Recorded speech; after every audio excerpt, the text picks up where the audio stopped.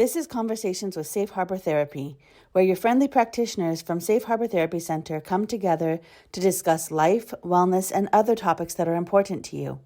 Our team at Safe Harbour Therapy Center offers health and wellness services for body, mind, and soul to clients in Winnipeg and the surrounding areas. And I am Carmen Okmatovsky, marriage and family therapist and director of Safe Harbour Therapy Center. Welcome to the conversation.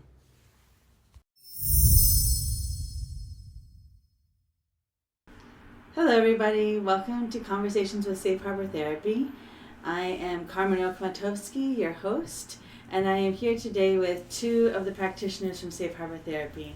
First, we have Roz Boning, who is a Reiki master and Theta healing practitioner. Roz is also a parent of a very energetic 7-year-old and has been working in energy work for a few years. Roz, welcome. Thanks for having me, Carmen. Hi, everyone. And then we're also here with Chantelle Neufeld.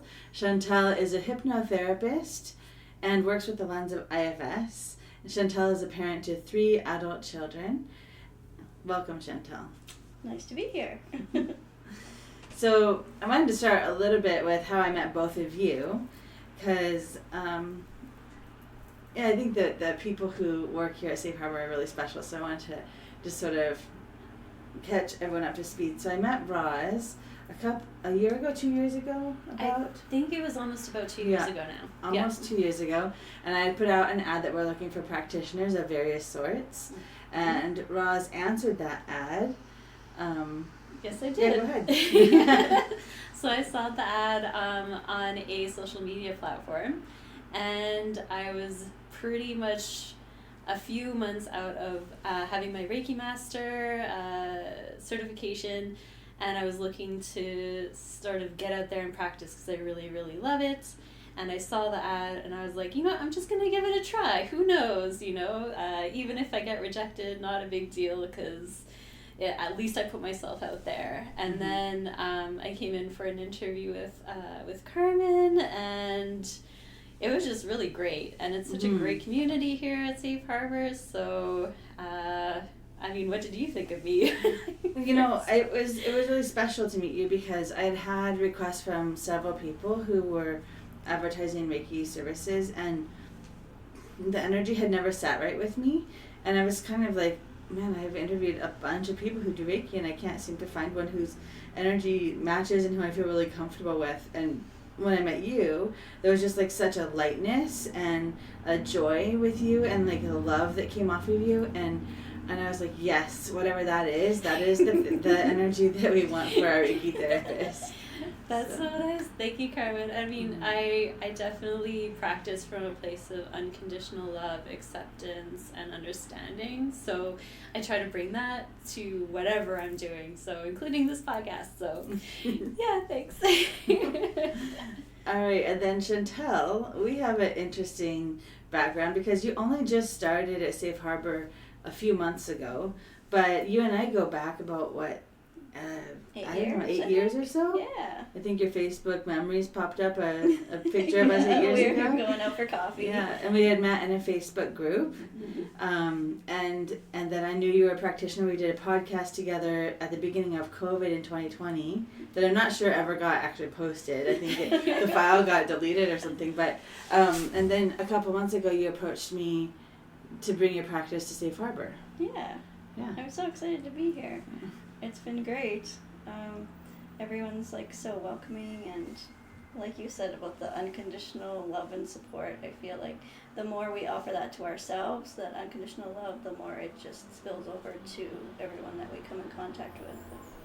I feel like rapport is one of the most important aspects to healing and to therapy, and so yeah. All right. So today the theme that you both identified was relaxed and resourceful.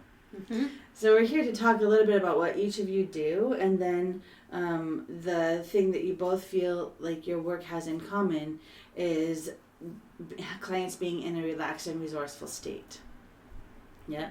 So Roz, would you mind telling us a little bit about what is Reiki and and Theta healing, mm-hmm. and how do you do that work? Yep, so I can definitely tell you. So Reiki and Theta healing are both considered energy work. So I work with a person's energy, their energy field, how their energy is working within the body, and also throughout the subconscious. So Reiki is an energy healing modality that is a really great complementary therapy for many different things. And how Reiki works is, so I am just the practitioner. I'm the conduit, kind of, for universal life force energy that is really all around us, within us, and tapping into that energy and then bringing it into your body and into your space so you can release and let go of negative or stagnant energy that is in the body, so it can be moved out and bring in more positive, light energy and space for you to create new types of energy within your own self. So it's a really great way to sort of assist in self-healing, get healing and relaxation throughout the body. And how a Reiki session works is, so I am a hands-on Reiki practitioner. I lightly put my hands on different parts of your body to increase and encourage the energy flow. And a session can range between, say, 40 minutes to an hour and a half, maybe even longer if that's what you like. But it really does help bring energy throughout the body and move out things. You know, if you've got pains that don't seem to want to go away, if there's stuck emotions in other areas of the body, it sort of helps bring all that through and creates a space for you to self-heal. So Reiki is just really amazing for that. And I'll just say, as we were talking a little bit before, when we were setting up for this, I sometimes get intuitive messages during my Reiki sessions as well, because the body has its own energy signature. And so sometimes things will come through about something that happened to your wrist when you were a little kid, or maybe there's a stuck emotion, or the energy really doesn't lie. So when we can start to move through that energy, it creates just this amazing space. So that's Reiki. And of course, during that session, you don't really have to do anything. You just lie down on a table, feeling relaxed, taking a few deep breaths. And then I do the work, and I go around and move things around. And all I ask of a client is to just notice where maybe they feel it in the body and feel as relaxed as possible. And I'd say like almost half my clients on the table fall asleep. So really, really nice and relaxed. Yeah. And then, did you want me to talk about Theta Yeah, as well I too? do. Okay. So I also do Theta healing, which is actually the first thing that I ever got trained in after I had this sort of spiritual awakening moment at the tail end of COVID. And Theta healing works with the Theta brainwave. So it's your subconscious, and what Theta does is myself as the practitioner and you as the client, we connect with Creator, Spirit, God, however you want to phrase it. And you yourself as a client don't have to believe in God or Creator, but it's still, we connect through that. So instead of me coming directly into your space and into your energetic and internal systems, we go through Creator with a Theta brainwave.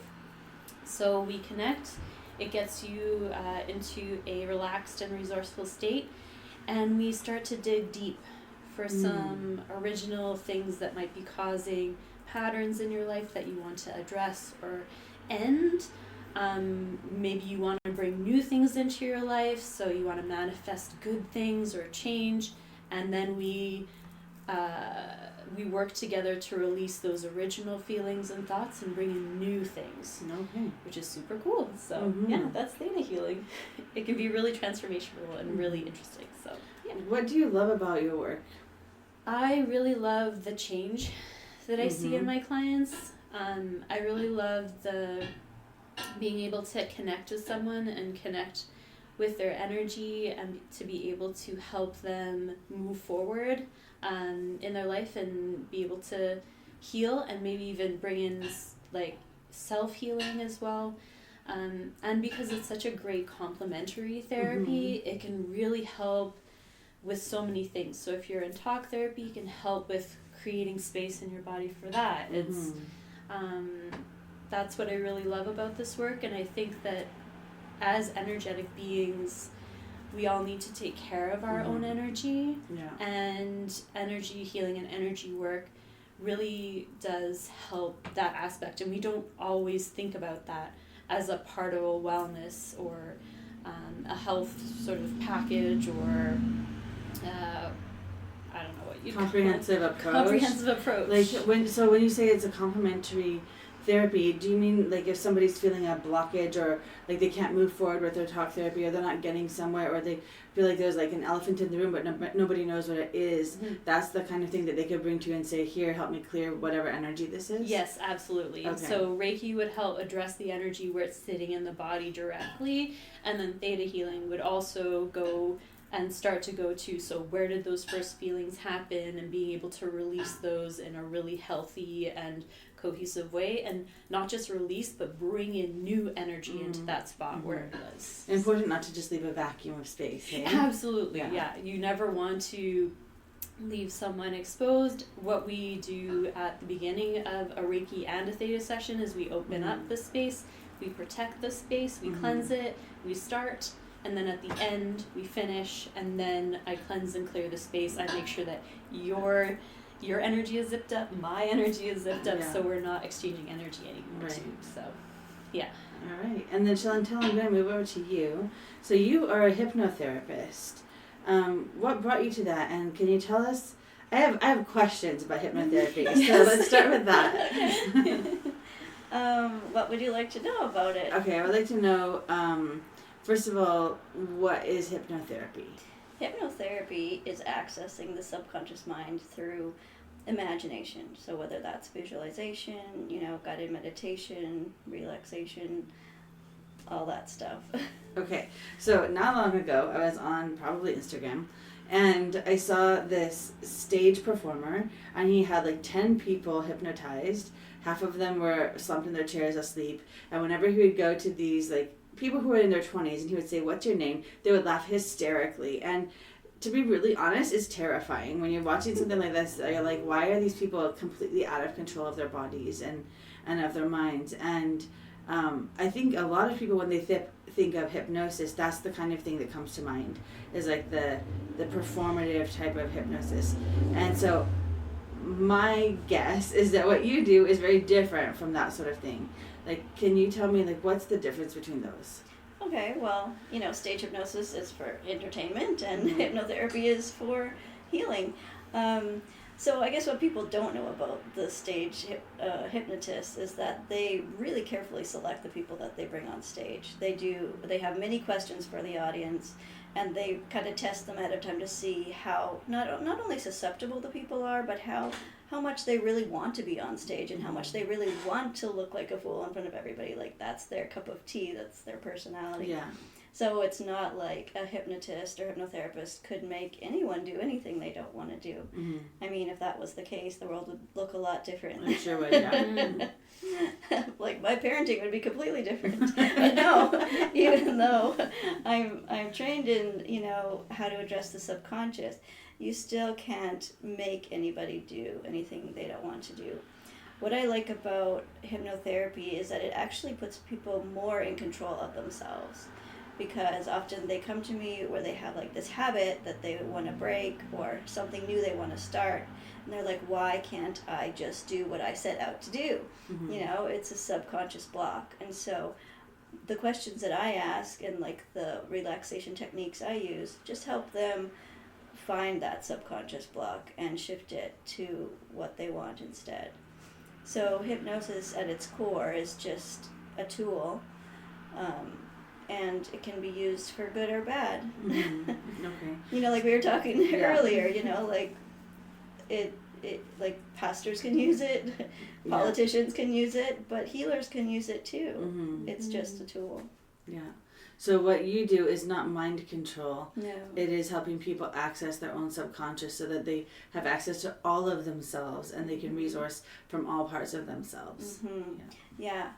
It's very important to be ethical and only go where the people want to go. And like respect their religion or lack thereof, and just basically I ask a lot of questions, and it gets them to, just go into the cave of their mind and see things and make changes that they wouldn't have necessarily known they could. So that's where we're talking about inner resources and relaxation and feeling more resourced. Yeah. So both of you talked about the theta, well, I don't know, Chantelle, if you mentioned theta state. Oh, yeah. So, there are different brainwave states. There's like the kind of brainwaves where you're really active and alert, and then there's the kind where you're fast asleep in your bed. So the theta brainwave state is in between. We were talking before, like you just bought a new house. Have you landed up at your old house by mistake yet? Not yet. It could happen. But it absolutely if you're in the theta brainwave state when you're driving. When you're watching a movie or you're reading a book and someone's trying to get your attention and you just don't hear them because you're so engrossed in your book. That state right before you fall asleep, if your partner's like, are you still awake? I have a question. You're like, oh man, I was almost asleep. Right? It's that state where you can still talk, but yet you're really sleepy. And when you wake up in the morning, your mind is just more open to suggestion. So it's kind of like an in-between place between being fully conscious and fully unconscious. I love listening to affirmations when I go to bed because it's like really just reprogramming my subconscious. Okay. And so both of you take clients to a theta state, and you say that that's the place where they can become more resourced and relaxed. Absolutely. What's important about the theta state? Like, how is that relative to healing? Is it because of the resourcefulness? I'd say the theta state it's related to resourcefulness for sure. It's also because your conscious mind is not completely awake or completely alert, which can sometimes detract from what we're trying to do. Because when you're in your conscious state, you're really you're paying attention to everything. You're thinking about what you're going to have for dinner later today, how you're going to get home. You might have all of these different thoughts at once. And then so when you're coming from that sort of a beta brainwave and you enter into a theta state, it really becomes more of an inward journey. You're not so concerned with what's going on externally. It allows your brain to do reprogramming in just a different way that you couldn't necessarily do when you're fully conscious and like looking at things. So it kind of shifts your brain into a state of greater learning and greater access. So you can access things that maybe you haven't thought about in a long time, because our brains are just amazing organs, and anything or everything that has happened to us, even from birth or even before, is in there. So being in a theta brainwave, it gives you the ability to access those spots where you can find the greatest healing and the greatest releases. Yeah, like when we're like fully in our conscious mind and our brainwave is like so alert and aware, we have, that little voice in our head saying, but this, but this, but this. Well, when you're in a more relaxed state, then you can kind of, it slows down a bit. So the first answer that pops into your mind is always the right one when you're in hypnotherapy. Even if your conscious mind does pop up with but it could be this and it could be that, you don't go with the buts. You go with your first answer. Yeah. Because there's always a truth in that first answer. So, Roz, before we started recording, you said healing can only happen in a relaxed and resourceful state. Can you talk to me a little bit more? Sure. So I think the greatest healing and most healing can happen in a relaxed and resourceful state. And the reason I say that is because, so if you are running around and you're stressed or you're anxious and you're tense, and you try to relax, it's really hard to be able to do that without resources, right? And so those are outer resources or inner resources. And so by being in a theta brainwave or having Reiki or even having hypnotherapy or something that takes you out of that rush stress sort of thing, so you can actually access those inner things that you want to adjust, those inner patterns from the first time that something happened, or just giving your body the opportunity to relax in a way where your energy can be accessed and moved around or shifted, is where the greatest healing takes place. Mm-hmm. Because and I think that, and that's why, you know, even after you have, say, a talk therapy session, you don't want to go into another one like right the next day. You need time to sort of think about it, relax, process, and get into that resourceful state of mind where you can see different perspectives, or you can shift your energy. So that's why I think it's the best place for healing to happen. Well, and relaxing and resourceful, if you're relaxed, it usually indicates a degree of safety as well. Eh? Yes, it does. When you're in your conscious mind and doing talk therapy, sometimes, you know, scary stuff from the past can come up and it makes you really tense. But I find when I use like visualization, imagination, there's a lot of metaphors and symbols involved. It's not a lot of what actually happened. It's more like, what color is this energy, you know, transforming it using the elements, like a lot of, like I work with parts, like inner conflict. It's always different symbols that we use and trying to integrate those symbols. And yeah, I'm a very visual person, clairvoyant. I think in pictures, so visual people, this is the healing modality for you. Yeah.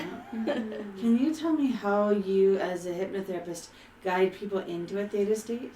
Oh yeah, for sure. Well, there are many ways to do it, but my favorite way is, you know, a couple of deep breaths and just visualizing yourself going down a hill in whatever way your creative imagination wants to go down. You can ski, you can take a magic carpet, you can, you know, lower yourself down by basket, whatever your imagination comes up with. And then I count backwards from 10, and when you're at the bottom of the hill, you'll be in a safe place, and just take a journey. Everyone has like different inner landscapes and different kinds of walls or blocks, and we just use metaphors to navigate those and transform them.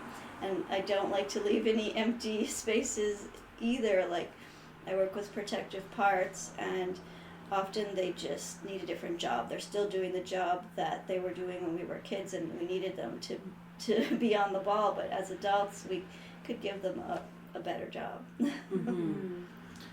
I like that. It sounds so relaxing. Like, I kind of want to do that myself, that visualization myself right now. It's so nice. Just, I've also done the hill guided meditation because it's a way to get into the theta state, and it is so nice. It's so relaxing. Yeah. What kind of transformation do you see happening through hypnotherapy? Well, I guess I could just talk about my own transformation. Sure. I was just able to go back, like, using timeline therapy. So after I went down the hill, me as the client, I, you know, was able to float above the timeline of my life. So, like, way up in the clouds, so I could, like, look down as if I could draw my timeline out before me, and I could go to the past comfortably because I was dissociated way up above my timeline, and I could give advice to my childhood self from my higher self, and like reframe some of the ideas and beliefs that I had gotten back then, you know, whether it was I wasn't safe or my parents didn't love me or whatever it was, and I could kind of rescue my inner child in that way. You could literally be the adult that you needed. Exactly. And then, you know, it's almost like a string of pearls. When you take that belief or release that emotion using the elements from that childhood event, it's like releases the whole string of pearls. So every other event in your life up until now, it reframes it. Just automatically it releases the emotion from it. And then you can go into the future end of your timeline, and you can create a beautiful future for yourself just by visualizing what you'd like in the future. And this is all just using the power of your imagination. And people are like, well, how do I do it? Do I do it right? And it's like, there is no right. It's just the imagination, but somehow it works. Yeah. The power of the brain, eh? Mm-hmm. Yeah. Well, like, that's how you access your subconscious. Like, even if you don't imagine yourself walking down a hill, anytime someone tells you a story at a coffee shop, you're in a hypnotic state if you're visualizing what the story that they're saying. So whoever is in control of the conversation and telling the story is the hypnotist in that moment. It's like my kids say, it's not that deep. People say it's complicated or scary, but it's really not when you understand it. Yeah, when you understand how the theta state operates and how it accesses the subconscious. Is there anything that you feel that are aside from the stage performance hypnosis, and I'm wondering if either of you have what's the word?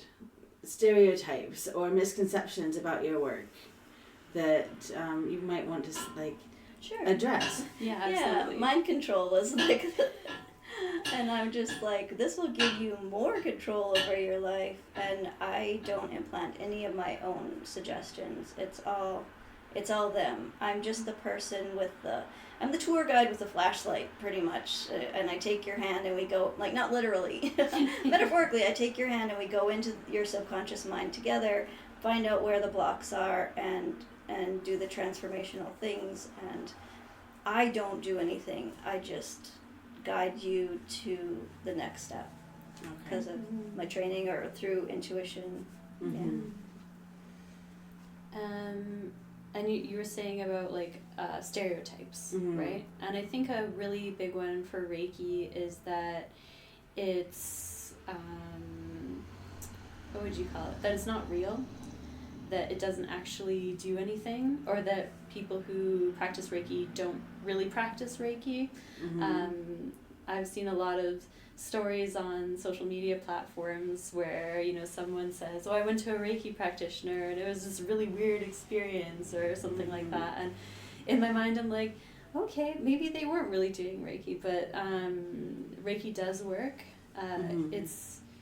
There's a lot of different smaller studies. Even they did ones with during COVID with doing distance Reiki, which some people have a hard time believing that Reiki can travel over distances to people, and it absolutely can.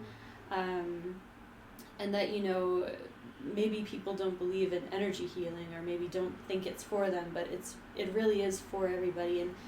And I've said before too is that, if you come and have a Reiki experience with me and for some reason it's not good, that would never happen. I make sure that it is good and that you feel safe and comfortable. But let's say hypothetically it wasn't good, it doesn't mean that the Reiki didn't work. It doesn't mean that that you didn't get any healing. You did. It might just mean that maybe I'm not the right practitioner for you at this time, right? But Reiki definitely does work, and it's I think it's sort of getting a little bit more attention these days as well, and people are trying to sort out what it means for them. And so I'd always encourage somebody to give it a try. Yeah. I personally have heard one or two people after they've had sessions with you, maybe it was other practitioners here, but have talked to me and said how powerful of an experience it was. So yeah, it's good to hear. It's hard to describe when you have those, really warm vibes. Yeah, and I think, and I remember when I was first learning Reiki as well, and how just floored I was with how intelligent the energy in our bodies are, and how when you're working with it, how it can really tell a story, and also and then you as the practitioner, you're in this state kind of reverence of whoever your client is, and trying to help them become a better version of themselves or whatever they want to accomplish. And so I always very much appreciate any type of feedback I get, because although I know it worked, and although I know that I can feel the energy, I can see it changing. I can feel it moving. It's great to know that people have a good experience with me. Mm-hmm. So. You know, talking about the energy in the body reminds me of something that you both said right before we were recording as well, and that was that the body itself is our subconscious mind. Science is proving that more and more. And like, even when you think about like the placebo effect, you know, the power of your mind is pretty intense, pretty strong, and the body is really intelligent. Like when you're out and about and you get like this gut feeling something's not right here, like, and then you steer clear and you're like, you know, you find out later, oh wow, it's a good thing I listened to my gut. You know, they always say trust your gut. Well, that's a vibe too, right? Like, and the emotions and memories and everything are stored in our bodies. Like I work with EMDR and brain spotting therapies, and they also access subconscious in a way. And people come for like old injuries, or you know, they might have past trauma that they want to work on, and the sensation in the body shows up in a place that is not in their head. It could be in a knee or a toe or a shoulder, but it's really fascinating to watch the body process that memory through a body part. Because we do store all the way through our body. And Roz, you were saying something about even people who have like transplants of organs or body parts, and the energy of the organ coming in doesn't always match, and that Reiki is even becoming more common in hospital settings. Yes, that's true. So it's starting to become more, we're starting to get a little bit of a foothold in Canadian hospitals, but if you look at hospitals in the US, Reiki is very common. I think even in the early 2000s, they were in over like 800 hospitals. Wow. And Reiki practitioners not only helping patients, right? So I do volunteer at HSC here in Winnipeg, but I do Reiki for hospital staff. So anywhere from doctors to clerks to maintenance folks, they're welcome to have a short Reiki session just to help them relax and feel more back in tune with their body. But in the US, it's very common for people to have Reiki. There's volunteers who are in the hospital. I think some are actually also, there's a licensing movement happening in the US for Reiki practitioners as well. Nice. Yeah, so there's a lot of things that are happening there that are sort of shifting how people think about energy work. And yeah, like I said before, with doing Reiki, it can really help prepare the body for a lot of different things. So with energy work and clearing and releasing and then bringing in new energy, it can help prepare the body for things like operations, for people in the Reiki practitioners in the US use Reiki a lot for helping people who are dealing with the effects of chemotherapy and radiation treatments and cancer and oncology areas. It can really help also too with people who are getting transplants, because your own personal energy signature is your own. So when you're receiving a transplant from somebody else, they have a different energy signature. So Reiki can actually help release the energy, that person's specific energy signature from that organ, and help reintegrate that organ into your body so it matches more with your own energy signature. That's as well. fascinating. It's really cool. Yeah. So it's just there's so many things that can be done with Reiki, and for example, like I don't do it through here, but I also do Reiki for animals. Oh, good. Because animals and anything living has its own energetic signature and can benefit from Reiki too. So yeah, it's very cool. Yeah, I think the reason why hospitals are bringing in, you know, some of these healing modalities such as Reiki or hypnotherapy is there's a lot going on in hospitals that can't be explained. There's lots of energies and spirits and stuff that, you know, people are like, what? And like when people are like unconscious and stuff, sometimes their subconscious is more open, and you know, they could have a attachment or entity or whatever that they they don't necessarily want, and hypnotherapy has been good for that too. That if they feel like there's a spirit around them that they just really don't want, hypnotherapy can easily get rid of those or send them to the light or to the earth or whatever. Yeah. It helps clear it. Yeah, exactly. And not only hospitals but dentists too use hypnosis to help with pain management and even putting people to sleep who can't do the other sleep stuff. Can't use anesthesia? Yeah. Fascinating. I had no idea. Yeah. Wow.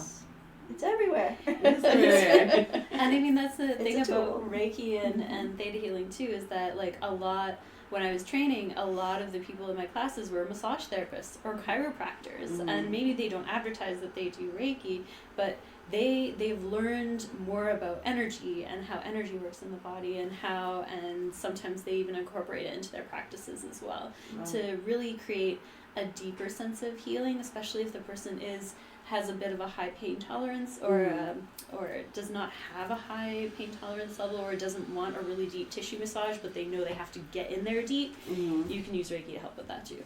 So, yeah, it's really cool. It is really cool. All right. Any final thoughts from either of you? I'm just like the reason why people come to get hypnotherapy. It's usually either they want to access their subconscious and like get rid of a block, or they want to just bring something new into their life. Like sometimes the hypnosis sessions are just really fun and light, and they're just like, I want more of this energy in my life, and so we bring in more joy and we Oh, interesting. we have really fun journeys, like so like almost like a future planning type of, or yes. like a welcoming or opening oneself up to something new. Like if they're starting a new business and they want more ideas. Walt Disney himself, he used hypnosis.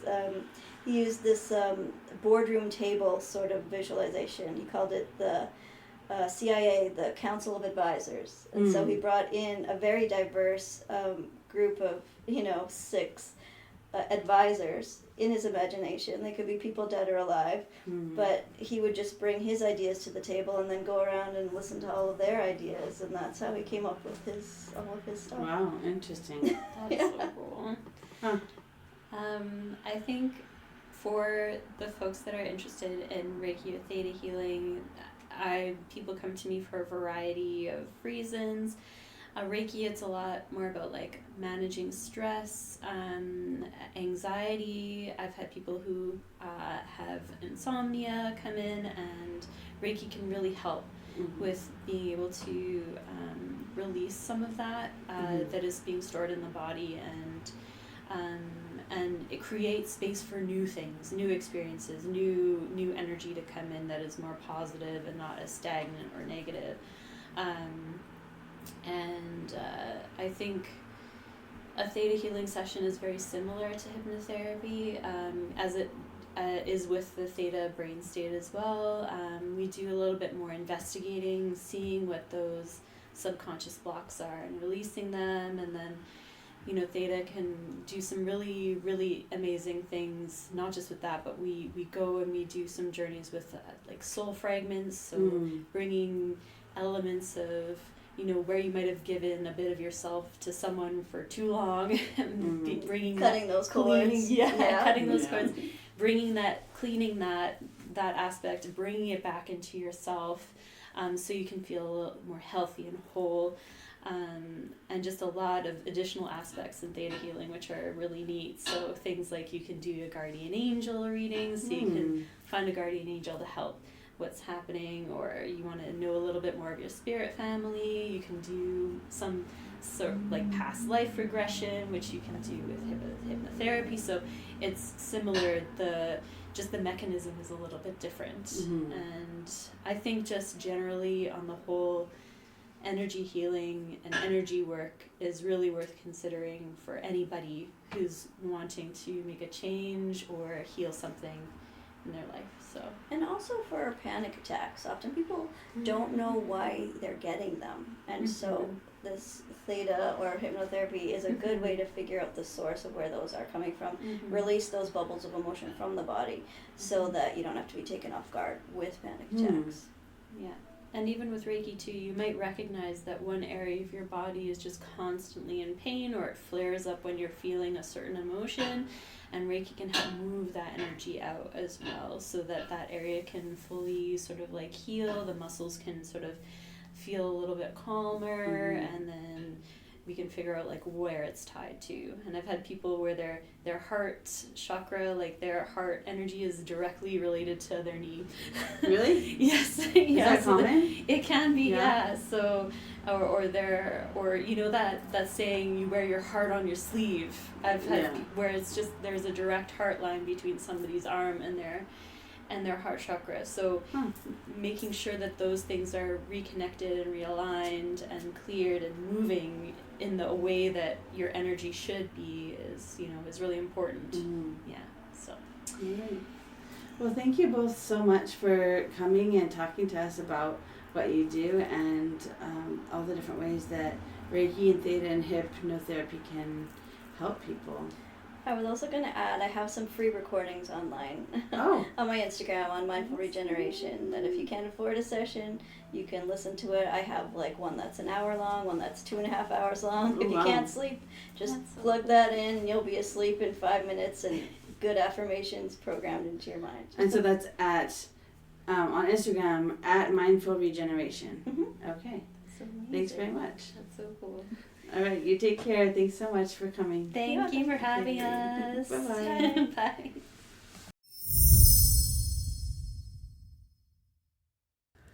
Thank you for joining our conversation today. If you would like to book a session, you can visit our website at safeharbor.com or our booking page at safeharbor.jnap.com. That's SAFEHARBOUR.JANEAPP.com. For more info, or if you have questions or even suggestions for our podcast, you may write us at info@safeharbortherapy.com. We hope you'll join us again for our next conversation with Safe Harbor Therapy.